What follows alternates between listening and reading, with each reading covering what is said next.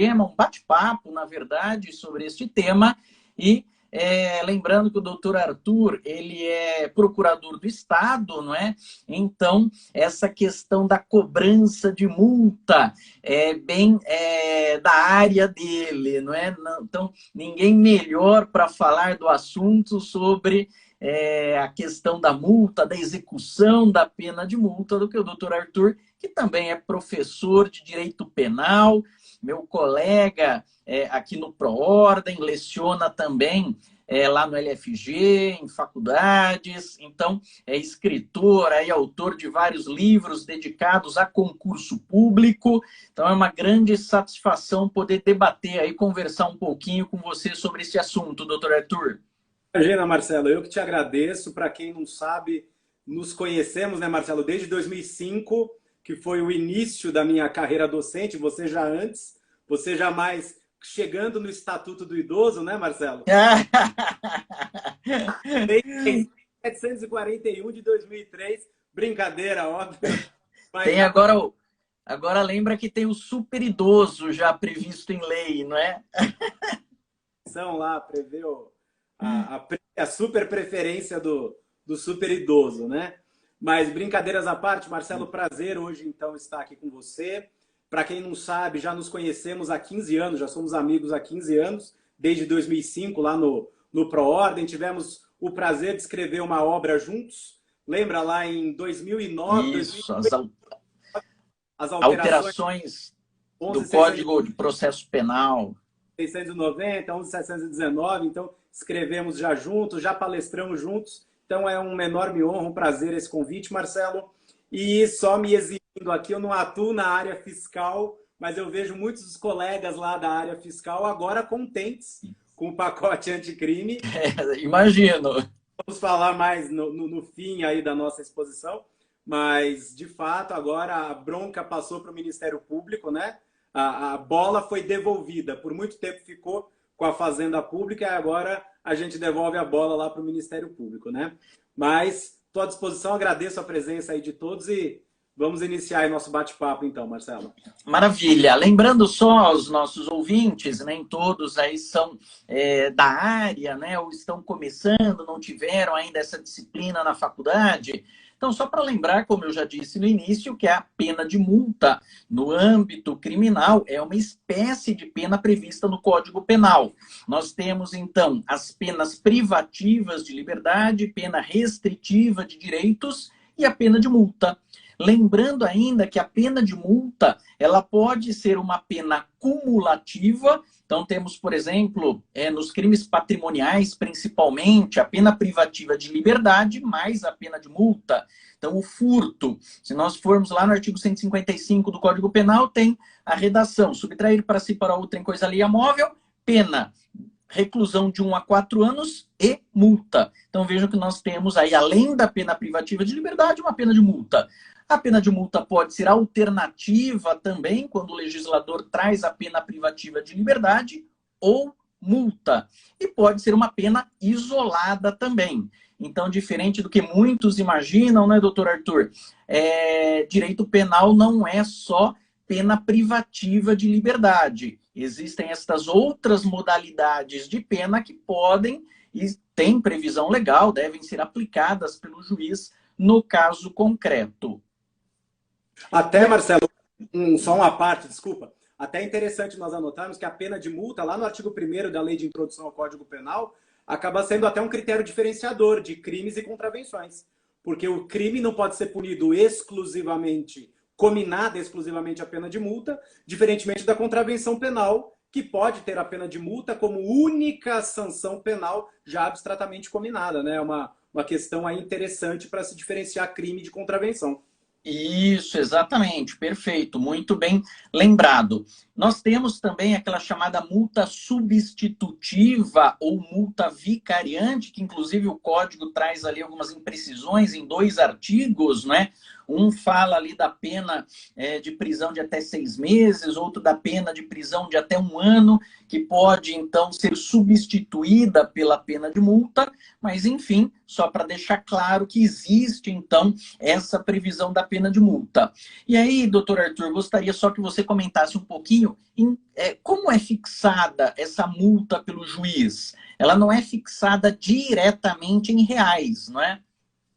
Exato, Marcelo. É importante quem está nos ouvindo se lembrar que, diferentemente das penas privativas de liberdade que seguem o sistema trifásico, o sistema Nelson-Hungria, que preconiza uma primeira fase, circunstâncias judiciais, uma segunda fase em que são apreciadas as circunstâncias atenuantes e agravantes, e terceira e última fase, as causas de aumento e diminuição de pena. Então, em matéria de penas privativas de liberdade, nós adotamos lá no artigo 68 do Código Penal o sistema ou critério trifásico.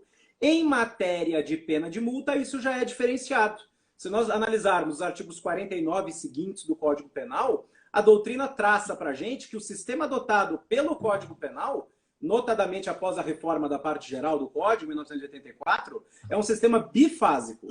Sistema bifásico porque nós temos uma primeira fase que o juiz, caberá ao juiz delimitar a quantidade de dias multa, e uma segunda etapa em que o juiz fixa o valor unitário, ou seja, o valor de cada dia multa. Então, nada mais do que uma conta de vezes, né? Uma conta de multiplicação. Exato.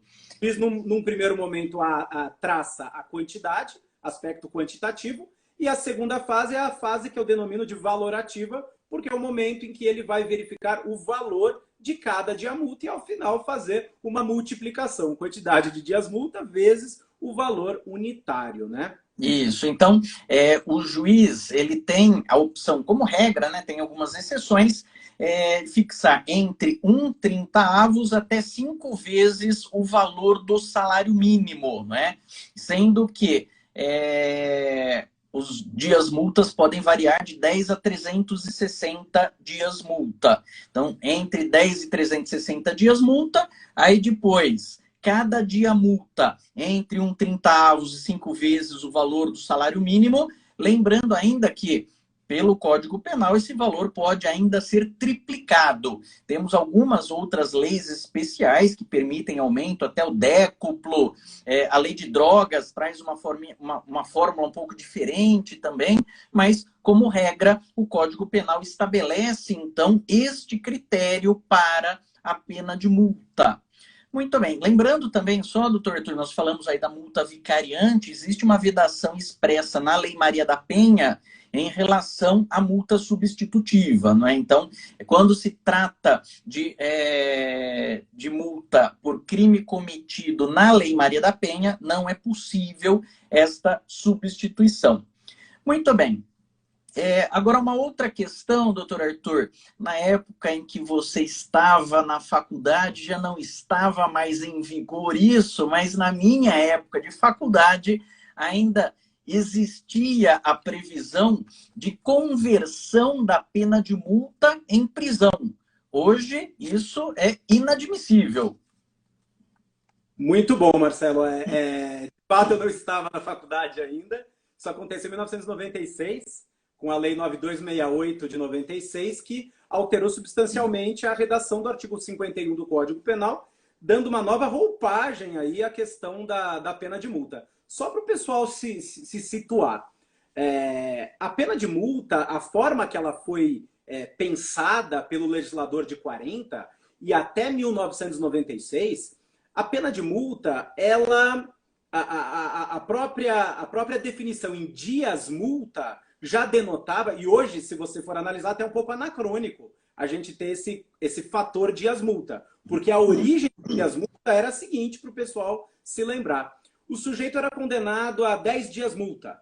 A inadimplência desses 10 dias multa ensejaria a restrição da liberdade dele por 10 dias. Então, a consequência jurídico-penal do inadimplemento da pena de multa, antes de 96, era a privação da liberdade. A despeito de, num primeiro momento, a pena de multa ter sido pensada como uma alternativa à pena de prisão, aquele que não efetuasse o pagamento da pena de multa seria privado da sua liberdade como medida coercitiva pelo inadimplemento. E Então, essa cada dia a multa correspondia a um dia de prisão. Por isso, essa nomenclatura dias-multa. Exatamente. Hoje perdeu sentido, não é? Nós vamos falar até por quê, mas de fato perdeu sentido. Sujeito, então, como você mencionou, era condenado a 50 dias multa, não as pagava, consequência, 50 dias de privação de liberdade. Em 1996, houve, como eu disse, a alteração da redação do artigo 51 do Código Penal pela Lei 9268 de 96. E a partir desse momento, o legislador diz expressamente que a pena de multa é considerada dívida de valor. O que significa a pena de multa ser considerada dívida de valor? Significa que, em havendo inadimplemento por parte do condenado, a coerção, o método coercitivo do legislador, não será mais a privação da liberdade, mas sim a cobrança como uma dívida de valor. E o legislador ainda disse em 96, aplicando-se no tocante à pena de multa, a legislação atinente à dívida ativa da Fazenda Pública, inclusive no que concerne às causas suspensivas e interruptivas da prescrição, que é uma coisa que a gente vai falar ainda hoje, que é uma questão controvertida aí, que a gente vai mencionar. Só dar uma boa noite aqui para o doutor Paulo Sumariva, delegado de Polícia do Estado de São Paulo, meu colega já há muitos anos de docência. Abração aí para o doutor Sumariva, que está nos acompanhando aqui. Mas, então, prosseguindo aí com a ideia da natureza jurídica da pena de multa. Embora ela seja, Marcelo, uma dívida de valor e deva ser cobrada como dívida patrimonial, uma dívida de índole pecuniária, uma questão até interessante para a gente mencionar é o princípio da intransmissibilidade. Muito embora a pena de multa ela seja uma dívida de valor, se houver a morte do agente, nós sabemos a consequência. Artigo 107, inciso 1º do Código Penal, haverá extinção da punibilidade. Então, o Estado perderá a possibilidade de cobrar, de executar essa pena de multa. Mas surge... Só aproveitando até, doutor Arthur, nós estávamos falando então que desde 1996 não se converte mais a pena de multa em prisão, só para reforçar. Nós estamos tratando da multa criminal. Isso não se confunde com a prestação de alimentos, a execução de alimentos lá do cível, onde lá no cível, lembrando que se não forem pagos os alimentos devidos, isto pode sim implicar em prisão, não é? Só para que não haja dúvidas em relação a isso. Com certeza, a gente não pode confundir a natureza jurídica dessa multa que nós estamos trabalhando aqui. É a multa do artigo 32 do Código Penal como uma das espécies de penas que nós temos. Mas então, de fato, como nós falávamos aqui, em caso de morte do agente, haverá extinção da punibilidade, mas a natureza da pena de multa, embora seja uma dívida de valor, ela não perde a sua origem, que é de sanção penal, espécie de sanção penal. Então, a gente não pode imaginar da possibilidade de transferência da pena de multa aos herdeiros ou sucessores, ainda que tenha havido transmissão de herança. Então, não se cogita de transmissibilidade da pena de multa aos herdeiros ou aos sucessores, porque não se trata de efeito civil ou de efeito extrapenal da condenação. Não tem nada a ver com o artigo 91 lá do Código Penal, que nos traz, como um dos efeitos da condenação, a obrigação de reparar o dano, que tem índole pecuniária, mas que é um reflexo extrapenal da condenação. Já a pena de multa, não. Uma vez inscrita na dívida ativa e iniciada a execução, morto o devedor, haverá sim a extinção da punibilidade e a inviabilidade de cobrança de eventuais herdeiros ou sucessores. Só fazendo uma analogia, então, para deixar bem claro isso. Vamos imaginar lá o sujeito condenado a 1 ano de prisão. Ele morreu antes de cumprir este 1 ano de prisão. Esse ano de prisão, obviamente, não se transmite aos seus herdeiros. Então, ninguém, não é filho, neto, que vai ser preso no lugar dele. E como nós estamos tratando de uma multa que é uma pena criminal, essa multa também não pode ser transmitida aos seus herdeiros da mesma forma que a prisão não é transmitida. Exatamente, perfeito. Então, é o mesmo raciocínio jurídico de uma pena privativa de liberdade ou de uma pena restritiva de direitos. O reflexo da morte do agente é o mesmíssimo. Vai haver a extinção da punibilidade com fundamento no 107, inciso 1 do Código Penal, sendo inviável o direcionamento de eventual execução já proposta em relação a eventuais herdeiros ou sucessores. Muito bem. Aí, doutor Arthur, vamos avançar então um pouquinho e nós tínhamos até então, antes da entrada em vigor do pacote anticrime, o sujeito era condenado criminalmente, vamos imaginar que há uma pena privativa de liberdade e há uma pena de multa. Então, crimes patrimoniais, que é o que infelizmente, a nossa seletividade da justiça penal, nós vimos isto, não é, na prática, no dia a dia. A maioria é tráfico de drogas, homicídio e crimes contra o patrimônio, né? E crimes contra a honra agora em época de eleição também. Então, crimes contra o patrimônio. O sujeito foi condenado a uma pena privativa de liberdade, cana, cadeia, vai ver lá o sol nascer quadrado, né? Tem lá os regimes fechados, semiaberto e aberto, mas enfim, pena privativa de liberdade e a pena de multa. Em que momento ele deve pagar esta pena de multa? Então, houve o trânsito em julgado. Fez lá do quadrado redondo, do preto branco, não tem mais como recorrer.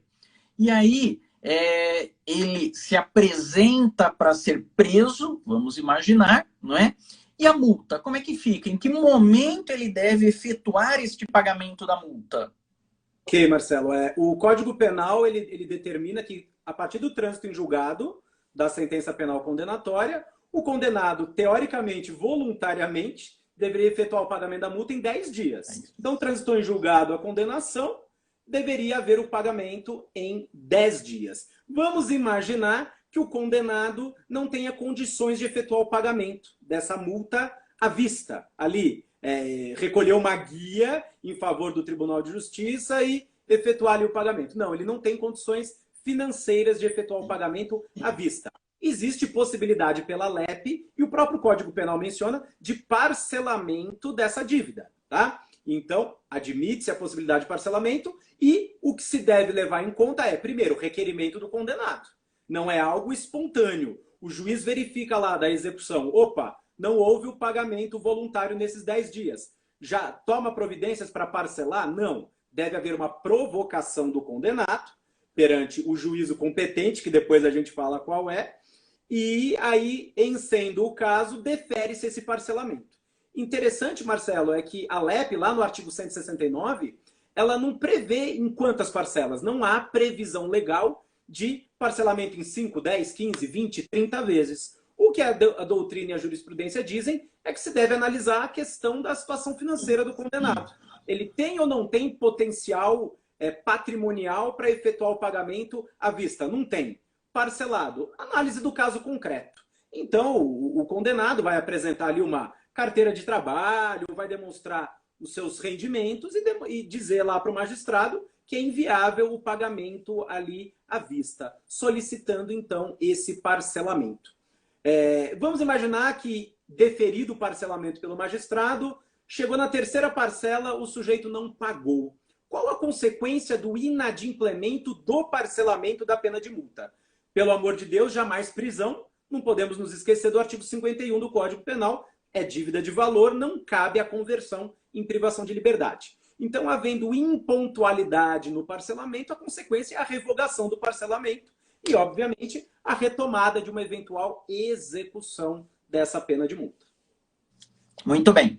Então, o condenado tem a opção, nos termos do Código Penal, transitado em julgado, paga essa multa em até 10 dias, ou, por meio do seu advogado, do seu defensor, faz um pedido ao juiz para parcelamento desse valor, não é? Claro que seria interessante já nessa petição demonstrar, não é, o porquê da impossibilidade de pagamento à vista e sugerir uma forma aí de parcelamento também. E aí entra muito a capacidade de negociação também, não é? Para demonstrar já, olha, não posso pagar em 2 vezes, eu preciso de um parcelamento de 10 vezes, de 20 vezes, enfim, justificar o porquê da necessidade desse parcelamento. Agora, uma questão bem curiosa, doutor Arthur. Vamos imaginar, no entanto, que o réu seja completamente pobre e não tenha efetivamente condições de pagar a multa, mas ele quer justificar isso para o juiz. Existe essa possibilidade de se fazer um pedido de justiça gratuita ou de isenção do pagamento? Então, Marcelo, esse é um rolo danado, porque nós sabemos que, pela seletividade do direito penal, infelizmente, os maiores atingidos são aquelas pessoas integrantes da camada da população mais carente, mais pobre, notadamente os crimes patrimoniais. Então, imagine o sujeito condenado aí por um furto qualificado a 2 anos de reclusão e ao pagamento de X dias multa, convertido isso em reais, o sujeito tem que desembolsar, sei lá, R$ 1.000, R$ 2.000. E ele não tem condições, desempregado, tem lá família para cuidar, agora na pandemia nem conseguiu receber ainda o auxílio Emergencial do governo. Bolsa Covid, não conseguiu pegar o Bolsa Covid dele, então se depara ele com essa situação. Dá para não cobrar a pena de multa? Claro que você vai ter aqui 2 posições, 2 entendimentos. Um primeiro entendimento sustentando que seria viável nós fazermos aí uma analogia com os crimes fiscais. Se a Fazenda Pública Federal, por exemplo, fica dispensada com base naquela lei 10.522, acho, né, Marcelo? Acho que é 10.522 de 2002, se eu não me engano. Até R$ 20.000 não se executa lá um crédito tributário fazendário. Então, a própria Fazenda Pública deixa de promover a execução de valores tão elevados em caso de sonegação fiscal. Isso no âmbito federal, tem a legislação federal, no âmbito estadual vai depender necessariamente da legislação estadual. Então, por analogia, a gente poderia imaginar que quando o valor da multa, não analisando sob a ótica do condenado, mas sob a ótica da própria fazenda, quando for um valor baixo, um valor pequeno, seria viável não se cobrar a pena de multa? Então tem um posicionamento que vai sustentar o seguinte: tem que se fazer uma projeção dos custos da cobrança judicial dessa pena de multa. Então, o valor irrisório de multa, vale a pena mover a máquina do judiciário para conseguir aí R$ 1.000, R$ 2.000? Primeiro ponto. Mas um segundo ponto que agora, respondendo melhor a sua indagação. A pena de multa, ela é uma sanção de índole criminal. E nós sabemos que, quando estudamos lá a teoria da norma, uma das características da lei penal é a imperatividade. Nós não podemos, quando eu digo, eu que me submeto à lei penal, não posso simplesmente alegar que não quero cumpri-la por qualquer motivo. E mais do que isso, um dos princípios que regem lá as penas é a da inderrogabilidade. Não se pode abrir mão de uma sanção penal. Assim como não se pode deixar salvo a mitigação do princípio da obrigatoriedade. Eu não posso deixar de promover a ação penal, não posso deixar de executar uma pena privativa de liberdade, uma pena restritiva de direitos. O mesmo vale para a pena de multa. Haveria, então, a inderrogabilidade da pena de multa. Então, aí é importante, até, doutor Arthur, naquilo que você mencionou, que a Fazenda não cobra, não é, os valores até R$ 20.000, e aí muito nós estudamos em crimes de contrabando, descaminho, não é? Crimes tributários, principalmente a questão da aplicação do princípio da insignificância. Mas a insignificância, este princípio é aplicado em relação à conduta do agente e não a pena posteriormente aplicada, não é? Porque também aplicou uma pena pequena, sei lá, 10 dias, 30 dias de prisão e o valor mínimo da multa, 1/30 em 10 dias multa. Falar, esse valor é insignificante para a Fazenda Pública cobrar. Mas, na verdade, nós estamos tratando de uma pena criminal. E pena não dá para se entender como insignificante. A insignificância recai sobre a conduta, não sobre a pena aplicada, não é isso? Perfeito, Marcelo. É exatamente isso que eu penso. A despeito de eu já ter atuado na Defensoria Pública Criminal, logo que eu tomei posse na Procuradoria do Estado, não havia ainda Defensoria Criminal em São Paulo, então eu atuei na PAJ. E o que eu via é que, independentemente de o réu ser pobre, rico, milionário, não importa, seria promovida a execução da pena de multa. A capacidade econômica para adimplir essa pena de multa são outros 500, que irá repercutir no processo de execução, mas não na iniciativa de se executar a pena de multa, porque, de fato, vigora a inderrogabilidade da pena, é inadmissível a não execução dessa pena. Muito bem. Aí, ainda antes da entrada em vigor do pacote anticrime, o condenado não pagou a pena de multa. Simplesmente falou, não vou nem me apresentar para ser preso, vou ficar foragido e também não vou pagar essa pena de multa. Ou até se apresenta para ser preso ou para cumprir uma eventual pena restritiva de direitos, mas fala que o Estado tá roubando muito ele, então ele não vai pagar nada, não vai dar dinheiro para bandido, não quer saber de pagar multa. E não paga voluntariamente esta multa. Ultrapassados os 10 dias, então, que ele teria para efetuar o pagamento, não é? Os 10 dias após o trânsito em julgado, não houve o pagamento. A consequência jurídica que nós tínhamos até antes do pacote anticrime era... foi criado, inclusive, a súmula 521 do STJ, dizendo que a Fazenda Pública deveria executar este valor. E aí surgiu uma dúvida, falou, opa, pera lá, mas é a Fazenda Pública ou é o Ministério Público? E aí foi proposta, inclusive, uma ADIM, né, Ação Direta de Inconstitucionalidade, ADI número 3150, onde o STF diz o seguinte, olha, a titularidade para executar, como se trata de pena criminal, é do Ministério Público. Então, o Ministério Público ele tem 90 dias para executar esta pena de multa na VEC, na Vara de Execuções Criminais. Caso o Ministério Público não adote este procedimento e fique inerte, aí, então, a Fazenda Pública deve executar esta pena de multa. E aí nós tínhamos, então, na verdade, uma dupla titularidade, tanto da Fazenda Pública quanto do Ministério Público. Era isso?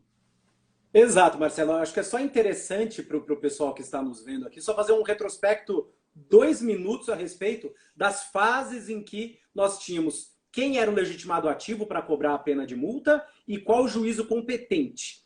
Lembra que antes da redação do artigo 51 do Código Penal, lá em 96, a natureza da pena de multa era, sim, uma natureza pecuniária, no entanto, o inadimplemento ensejava a privação da liberdade, certo? Então, até antes de 96, a legitimidade ativa para executar a pena de multa, ela ficava nas mãos do Ministério Público. Não havia dúvida antes de 96. Por quê? Porque o inadimplemento da multa ensejava a privação da liberdade.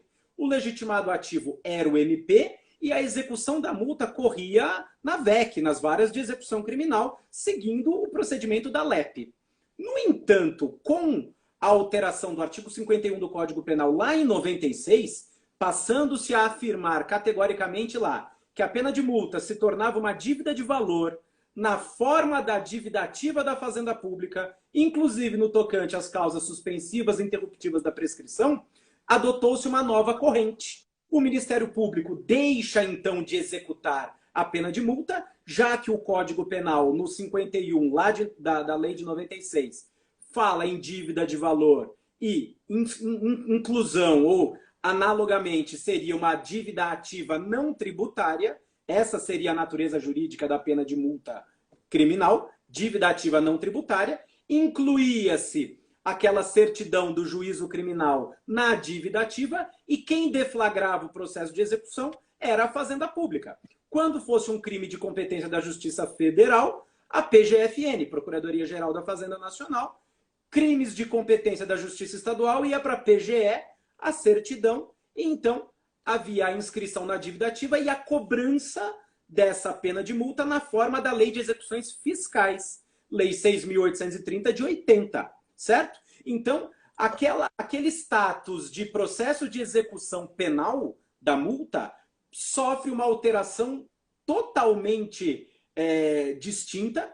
Ainda era uma pena criminal, mas ficava longe da vara criminal, longe do âmbito do juiz criminal. Ia para a Fazenda Pública. Muito mais processo civil, né, Marcelo? Sim. A gente deixa de lado o processo penal e passa a discutir muito mais processo civil. Vamos tentar penhora de bens, bacenjude, penhora online. É uma cobrança de uma dívida de valor, executada pela Fazenda Pública. Veio o STJ, acabou editando, como você mencionou, a súmula 521. E essa súmula 521 reforçou, colocou uma pá de cal naquela discussão doutrinária e jurisprudencial, se a legitimidade ativa seria do MP para a cobrança da multa ou se seria da Fazenda Pública, interpretando o STJ, já que é quem dá a última palavra em interpretação de lei federal, dizendo, olha, o artigo 51 do Código Penal tem que ser interpretado de forma tal que a pena de multa é uma dívida de valor cobrada como se dívida ativa fosse. Portanto, o legitimado ativo único é a Fazenda Pública. E ponto final. Então, essa súmula 521 sedimentou essa posição, essa corrente, em que o titular ou o legitimado ativo para a propositura é a Fazenda Pública e a competência jurisdicional é vara de execução fiscal. Onde houver vara especializada, vai para a vara de execução fiscal ou, nas comarcas comuns, sem vara especializada, ia para uma vara civil comum.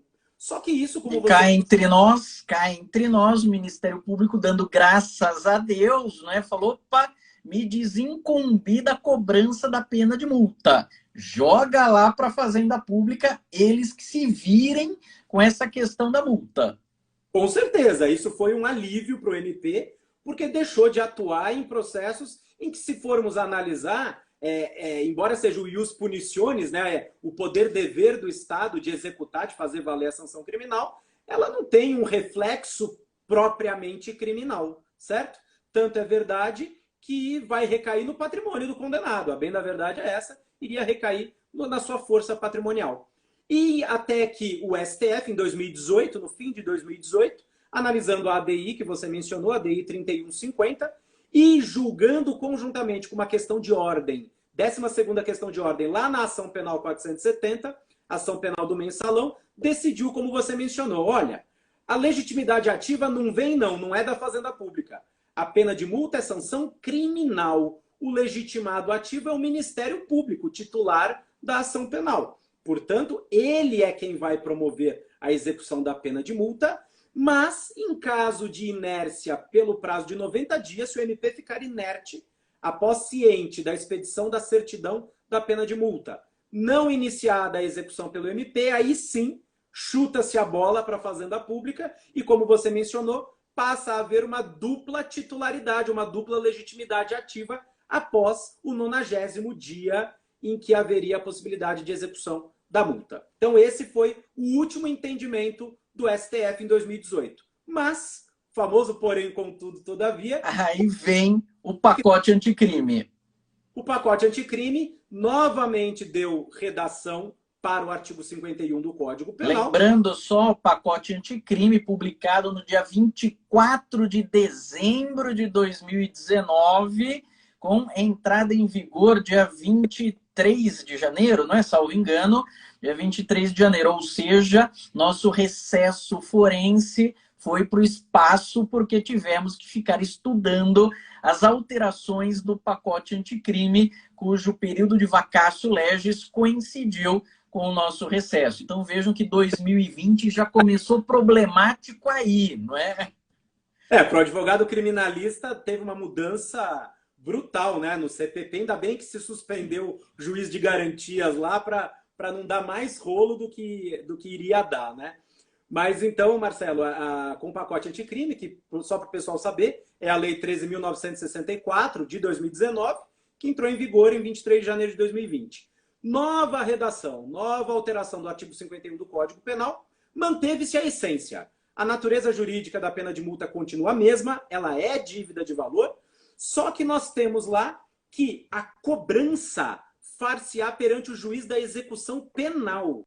Então, o legislador agora deixou claro que a competência jurisdicional para a execução da pena de multa é o juiz da execução penal. Ora, se a competência é do juiz da execução penal, evidentemente o legitimado ativo não pode ser a Fazenda Pública. Aquele entendimento do STF de dezembro de 2018, absolutamente superado, no meu entendimento, houve uma alteração legislativa posterior que acabou fazendo naufragar a tese ali do STF na ADI 3150 e na 12ª questão de ordem lá da Ação Penal 470.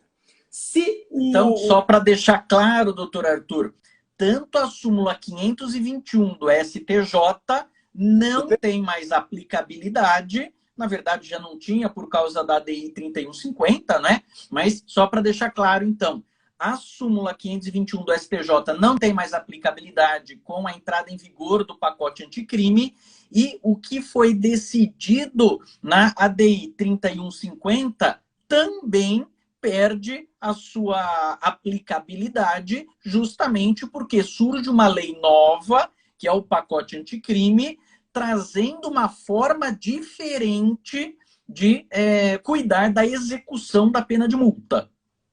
Exatamente. Então, em verdade, a súmula 521 ela já tinha sido superada pelo STF em dezembro de 2018. Então, haveria uma revogação tácita, digamos assim, embora o STJ não tenha feito o cancelamento formal dela. Mas agora, para o pacote anticrime, não tem dúvida que se a competência é do juiz da execução penal, o legitimado ativo único é o Ministério Público. Quem atua no juízo da execução penal é o MP, então é o MP que deverá promover a execução da pena de multa. Só uma questão interessante, Marcelo, que a gente vai ter que discutir, vamos ver o que a jurisprudência vai dizer, e o rito? E o rito que vai se seguir? Meu entendimento, sinceramente, como se jogou a bola novamente para o Ministério Público, novamente para o juiz da execução penal, resgatando-se as origens, né, da pena de multa, antes lá de 96, era esse o posicionamento. Entendo eu que a gente tem que seguir o rito da LEP, mas aquilo que for cabível, a lei de execuções fiscais, naquilo que for cabível.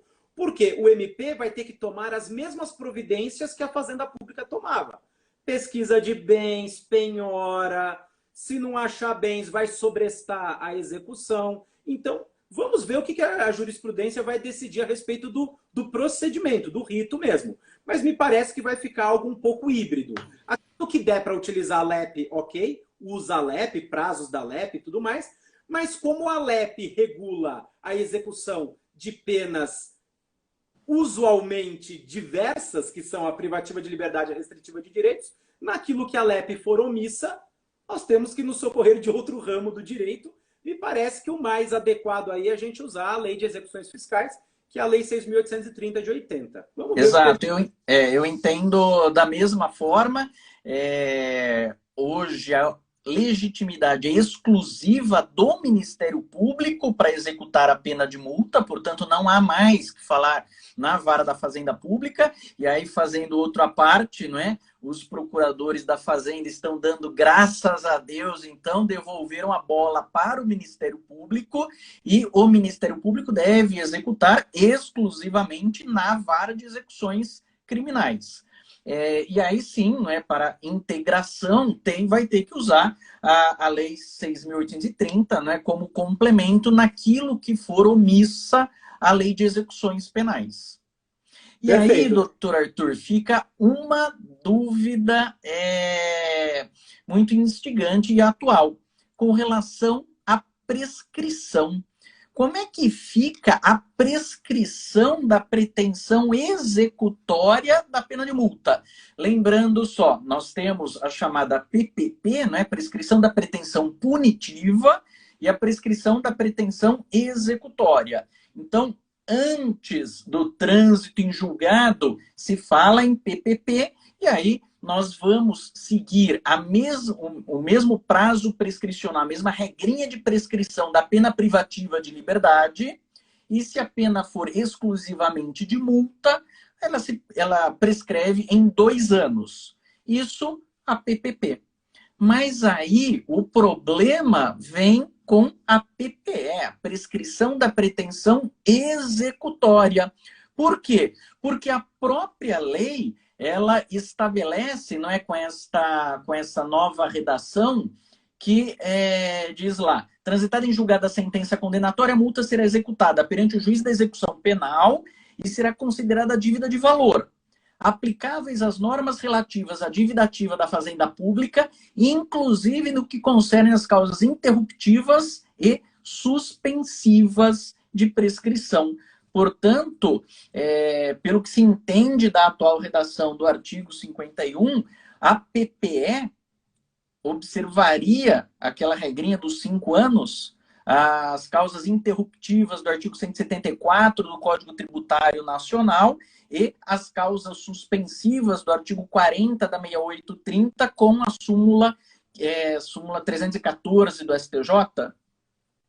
Marcelo, essa polêmica já existia, ela não é nova, a respeito do prazo de prescrição da pena de multa. Havia já duas correntes, me parece que essas duas correntes vão continuar a ser defendidas, continuar a ser debatidas, e as correntes eram as seguintes: nós temos previsão expressa a respeito da prescrição da pena de multa no Código Penal, no artigo 114. E o artigo 114 do Código Penal, ele tem lá 2 incisos: quando a pena de multa for a única cominada ou a única aplicada, a prescrição em 2 anos. Quando for cominada ou aplicada alternativa ou cumulativamente com uma pena privativa de liberdade, prescreve no mesmo prazo da pena privativa de liberdade. Então, a regra está posta já há muito tempo no Código Penal. 2 anos ou o mesmo prazo de prescrição da PPL, da pena privativa de liberdade. Então, já havia 2 posicionamentos, porque se você pegar essa redação que você acabou de nos trazer, com o pacote anticrime, a única alteração dela foi dizer que a competência é do juiz de execução penal. O resto, dívida de valor, dívida ativa, causas suspensivas interruptivas da prescrição, inclusive, né, no que concerne as causas suspensivas interruptivas da prescrição, a redação é a mesma, desde 96. Então, me parece que a polêmica vai continuar a existir, mas é uma polêmica que vai ser revisitada. Eu acho que não houve alteração substancial por conta do pacote anticrime. Primeira corrente sustenta que tem que aplicar sempre o artigo 114 do Código Penal. Nós temos regra própria, a despeito do Código Penal, no artigo 51, mencionar as causas suspensivas e interruptivas da prescrição, não menciona o prazo prescricional, menciona as causas suspensivas e interruptivas da prescrição lá da dívida ativa, mas não fala em prazo de prescrição. Então, primeira corrente, que é superada, sustentando que aplicaria o artigo 114 lá do nosso Código Penal, tanto na PPP, na prescrição da pretensão punitiva, quanto na prescrição da pretensão executória, já que o 114 não faz distinção. Não há distinção, certo? Primeira corrente. Segunda corrente, nós teríamos 2 prazos de prescrição da pena de multa. A prescrição da pretensão punitiva, 114 do Código Penal, não tem discussão, certo? Agora, com o trânsito em julgado, a pena de multa sofreria a influência da prescrição da pretensão executória com fundamento na legislação fiscal, na legislação tributária. Então, causas interruptivas, suspensivas e o próprio prazo de prescrição previsto no CTN, esse é o prazo que deveria existir. Então, transitou em julgado, pensou em multa, a prescrição será em 5 anos, como você mencionou, vai aplicar o CTN, vai aplicar as causas de interrupção e de suspensão também da legislação especial, a LEF, Lei 6.830, em conjunto com o Código Tributário. E é essa a corrente que prevalece e que me parece que vai continuar a ser a corrente dominante. Maravilha, doutor Arthur. Nós estamos aí chegando ao final da nossa live, né? Nós temos cravados 1 hora pelo Instagram, depois ele nos derruba. Então, eu mais uma vez gostaria de agradecer a sua disponibilidade e abro aí a palavra para suas considerações finais sobre este tema. Maravilha, Marcelo. Eu que te agradeço aqui o convite, foi ótimo. Vamos combinar outras vezes, outros temas. Eu estou gravando novamente todas as minhas aulas.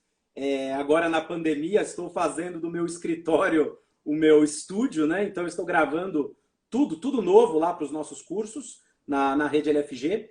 E já gravei toda a parte geral, agora estou gravando a parte especial. E nós temos tantos assuntos novos, assuntos bons e que continuam controvertidos, inclusive com pacote anticrime, crimes patrimoniais, enfim, tantas coisas.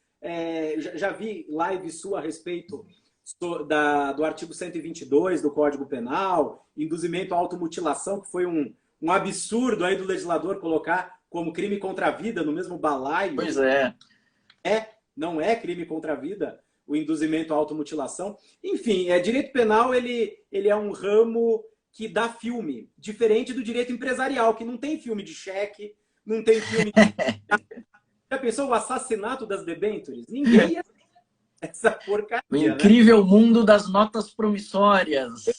do céu, né? Aquela lei de cheque. Meu, e cai na OAB, né? Para quem na OAB, segunda fase, cai isso aí. Mas penal é muito bom mesmo, é um ramo muito agradável de se estudar, a teoria é muito gostosa, a prática é mais complicada, ninguém melhor do que você aí para mencionar esse ponto. Mas gostei muito aqui, Marcelo, desse nosso bate-papo, dessa nossa live. Acho que nós abordamos os principais pontos a respeito da pena de multa. Só uma questão interessante, até uma questão prática sobre a pena de multa, é uma súmula do STF, súmula 693 do Supremo, que diz a inadmissibilidade de habeas corpus quando houver uma condenação exclusivamente à pena de multa. Como não existe risco de privação de liberdade de locomoção, então o STF pacificou o entendimento de que não cabe HC quando a condenação for exclusivamente a pena de multa. Não havendo risco na liberdade ambulatória, esse remédio constitucional ele deve ser afastado, né, Marcelo? Não cabe o HC, Arthur, como você bem disse, sumulado isso, inclusive, pelo STF. No entanto, às vezes o advogado se vê com essa dificuldade, não é? Houve uma ilegalidade, não cabe o HC, eu não tenho mais recurso também por algum motivo. O que fazer? Mandado de segurança. Então, a opção, não é, o que resta seria o mandado de segurança, uma vez que não é cabível aí o habeas corpus. Doutor Arthur, eu conversando com um colega promotor de justiça, hoje, inclusive, estava falando com ele, ele falou que nesses últimos 3 meses ele não está estudando nada de direito por causa da pandemia, ele está estudando única e exclusivamente TI, tecnologia de informação. Por quê? Ele não sabia usar Meeting, Classroom, Hangouts, PowerPoint, e hoje ele está tendo que aprender a usar tudo isso. Então, nós, professores aí da área, temos que nos desdobrar, né? Tivemos aí que fomos pegos de surpresa na faculdade, principalmente, né? O doutor Arthur já estava acostumado com essas aulas de EAD, né, de ensino à distância, mas nas faculdades tudo ensino presencial. Então nós tivemos aí que nos desdobrar, reinventarmos para conseguir fazer com que isso tudo virasse. E isso que me motivou, inclusive, que me empurrou a fazer essas lives, né, no Instagram. E depois, estão me perguntando aqui, eu vou disponibilizá-las com autorização aí, doutor Arthur, lá no IGTV e também no meu canal do YouTube. Então, isso depois fica salvo para quem quiser assistir, não teve a oportunidade de acompanhar toda a live, então depois eu disponibilizo isso tudo no IGTV já na sequência, né, porque o Instagram dá essa opção agora de imediato, e no YouTube, daqui a pouquinho eu faço ali embaixo o programinha ali que converte para o YouTube e deixo salvo no nosso canal do YouTube. Pode ser assim, doutor Arthur? Com certeza, Marcelo. Quero te parabenizar, estou acompanhando seu canal. É o que você disse, essa pandemia ela trouxe desafios, não só desafios sanitários, desafios econômicos, mas desafios para a educação. E o professor ele teve que se reinventar, o aluno também teve que se reinventar. Sim. Porque você manter a coerência, o acompanhamento no EAD não é fácil, é muito complicado. Ainda quando nós temos um EAD de blocos de 30 minutos, fica mais fácil. Mas imagino você numa aula lá na PUC, por exemplo, de 1h30, né? Complicado, né? Não é fácil para ninguém, mas esse desafio tem que ter algum lado bom. O lado perverso para a humanidade já está sendo sentido, né? Com tantas mortes, tanta desgraça, mas após cada guerra sempre há alguma forma de evolução. Essa é uma guerra contra um ser invisível, né? Essa porcaria desse Covid. Meu filho tem pavor, tudo a gente fala que é Covid, ele até chorando esses dias, eu odeio Covid, eu falei, eu odeio, mas logo sai essa vacina, se Deus quiser, para nos ajudar aí a retomar nossas vidas. Mas, Marcelo, novamente, muito obrigado pelo seu convite, parabéns pela essa iniciativa dos debates, semanalmente, acho que você está fazendo, né? Isso, exato. Então, muito legal, olha, quando você quiser, estou à disposição novamente para a gente debater aí qualquer assunto que você entender relevante. Agradeço. Maravilha. Os os colegas que estão acompanhando aqui a gente. Valeu mesmo.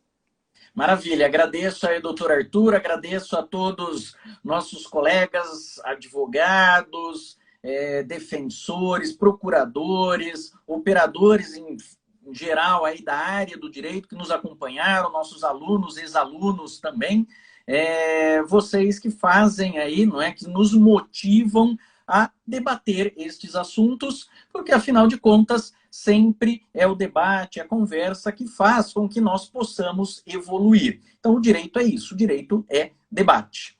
Muito obrigado, doutor Arthur, muito obrigado a todos e até uma próxima oportunidade. Forte abraço.